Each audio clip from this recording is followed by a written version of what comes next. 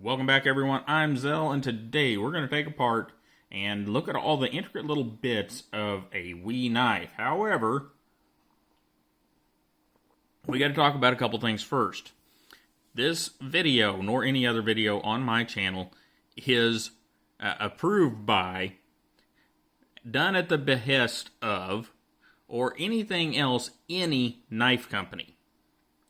So, whenever you see content here, it is because I chose to do it for you, the viewer. It has nothing to do with X knife company that might be, or any other company for that matter, that might be in the video. So, take it as that. This is for you, the customer, not for the knife company. And it really is. I've been meaning to do these videos, and then Civivi came about, brought a whole bunch of new people into the fold because of the price tags, as far as people that own Wii knives.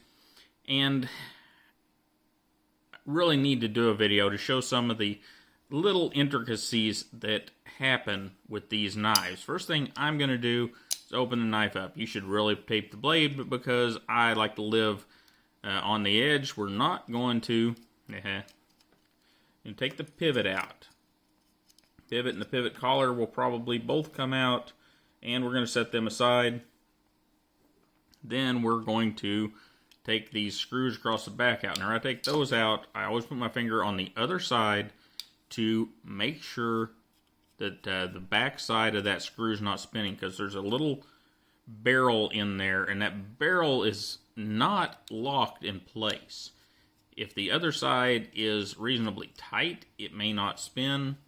But, and that's what normally happens, but sometimes it does, and then you end up with the screw coming out on the other side or whatever. It's not a big deal, but you just want to be sure that you have the other T8 there to get that loose. So now, just kind of work that off. Got that worked off. We've got a flat washer, little caged bearing, got a blade, and stop pin. Be careful with the stop pin. Stop pins run away and never come back. Another flat washer, another bearing, and our little pivot with the Wii logo on it. And there you go. Not much to it, but that is the easy part, getting it apart. Now, people are going to want to take this guy out. Don't do it. Don't cause yourself the pain. This one in the Roxy isn't so bad. But a lot of these are made like puzzle pieces, and you have this, and they're snapped in there pretty snugly, and that goes for any brand knife, not just Wii. Any modern folding knife that has a lock bar insert in it, just leave them alone. There's nothing under there to see, there's nothing under there to adjust, there's nothing under there that anybody needs to mess with unless you're changing one of those out or you're anodizing or something. So just don't give yourself the pain. Leave it where it's at. Now, putting this thing back together. This is where so many people get off the rails working with the Wii knife. If we look very closely at this, we have this little step here on the back of the pivot. See, there's a Wii on that side. There's that little step. And you see, well, it's hard to see in this particular handle. I got the right side.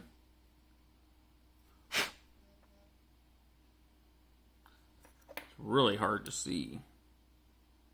Oh, there it is.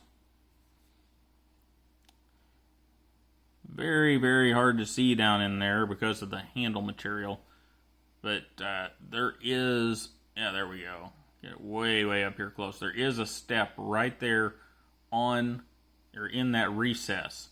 So whenever we go to put this thing back in, we want to take that little step and line it up with that little step.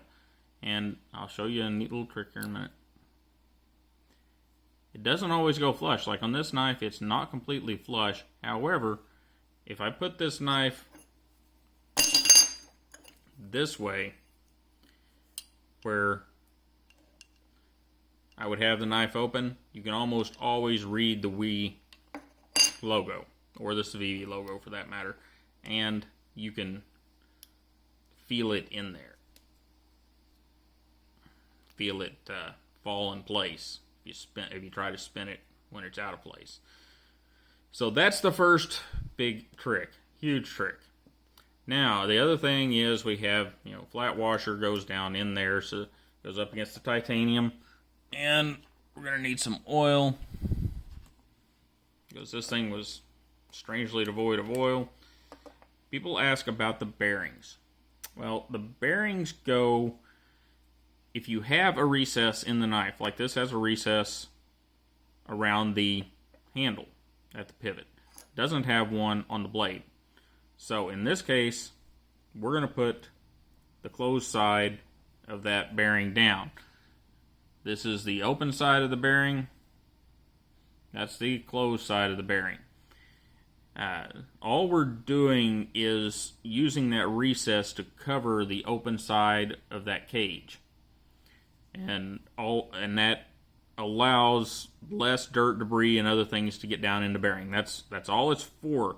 Is there some deal about bearing thickness or direction of rotation, or it has to go in this way or that way? No, it is a simple ball bearing in a caged ball bearing.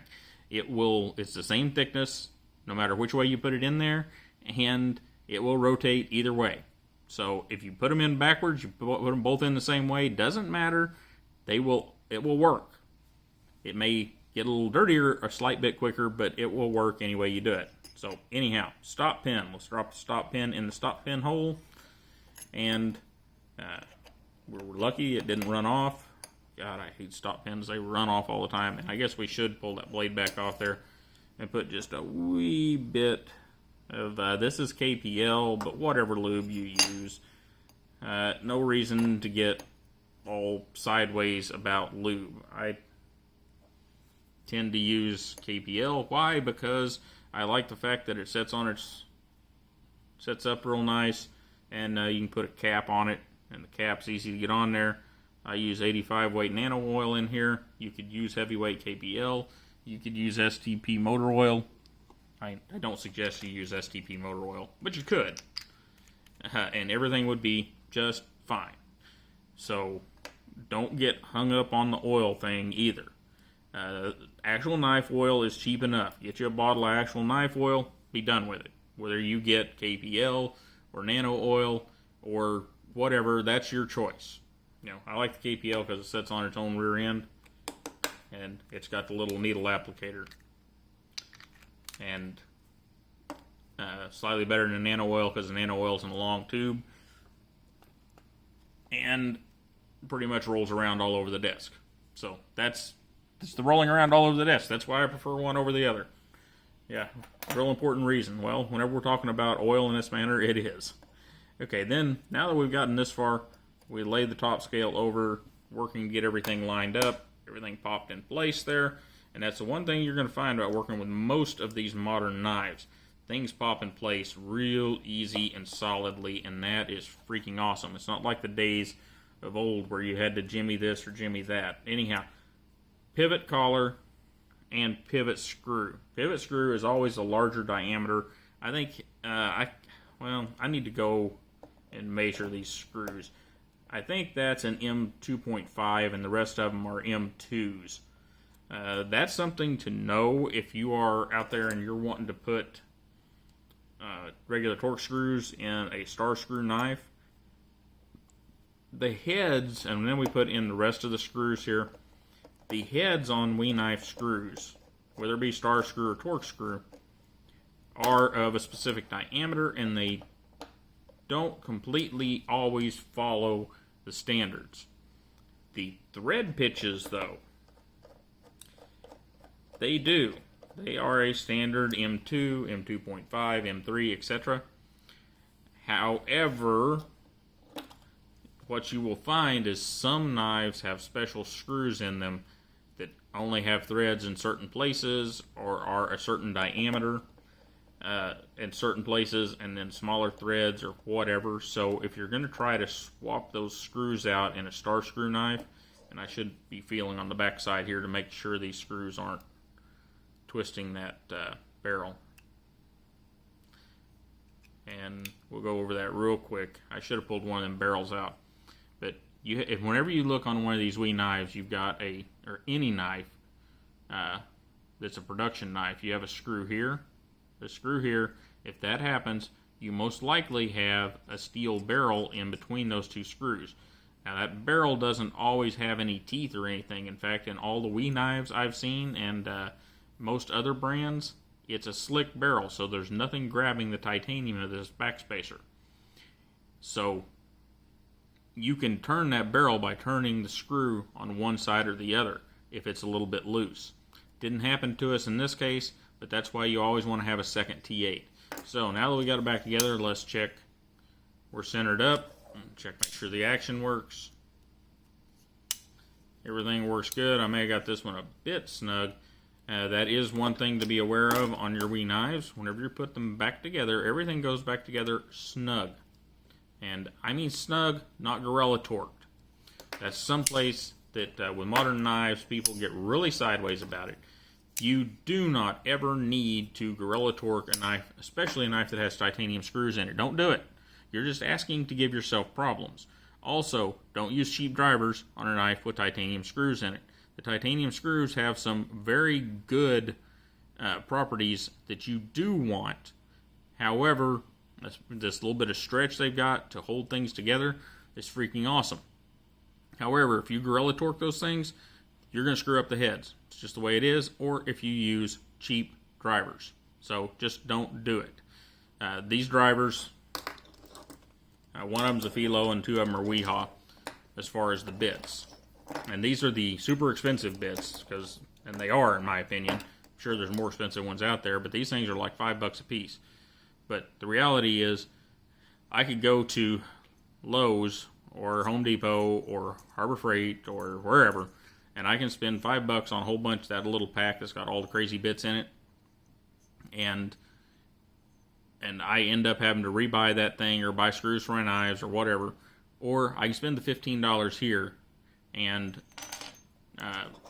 find a handle that doesn't cost $50 or $100, and I've got, say, $30 or $40 in my 3 drivers, or just buy the Weehaw screwdriver style ones, and you are in business. And I think you can get those individually on eBay. Bondhuss sells a T-wing set, or a wing set and a T set. You can get those on eBay. Filo, you can get those on eBay and Amazon. Wera, I'm not sure about. I only got to use some Wera bits because I had a friend send them up here for me to check them out. So, but don't use cheap drivers and don't over torque the titanium screws. Be careful of the little step on the Wii logo, back of the Wii logo, and you should have no problems with your Wii knives. They go back together easy. You guys have a great day. Don't forget to like, share, and subscribe, and I will see you next time.